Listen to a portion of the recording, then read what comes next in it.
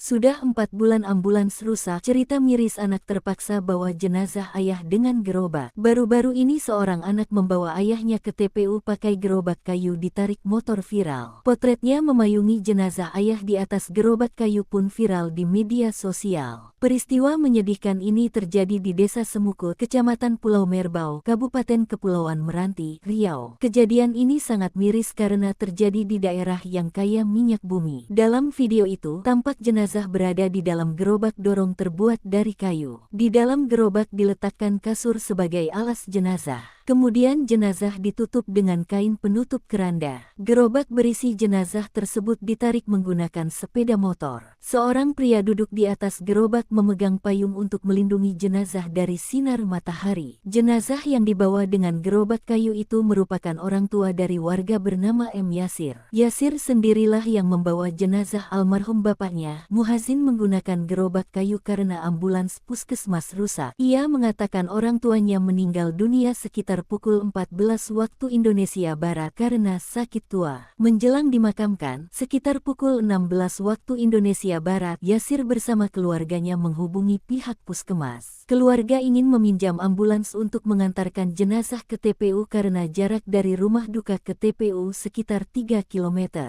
Namun, puskesmas mengabarkan ambulans sedang rusak. Setelah mendapat jawaban tersebut, dia dan keluarganya mencoba mencari alternatif lain. Mereka mencoba meminta bantuan ke PLN meminjam kendaraan roda 3 untuk mengantarkan jenazah. Namun, kendaraan merek Kaisar itu katanya juga sedang rusak. Pilihan satu-satunya adalah jenazah dibawa dengan gerobak kayu dan ditarik dengan sepeda motor. Gerobak kayu ditarik pakai sepeda motor yang dikendarai oleh temannya, Rahmat. Sedangkan Yasir duduk di atas gerobak sambil memayungi jenazah ayahnya. Yasir berharap pemerintah memberikan perhatian setelah kejadian ini. Dia melanjutkan, setiap gali kubur pada musim hujan, kuburan selalu dipenuhi air, sehingga membuat proses pemakaman jenazah menjadi lama. Persoalan lainnya, tambah dia, tukang gali kubur juga tidak mendapatkan gaji.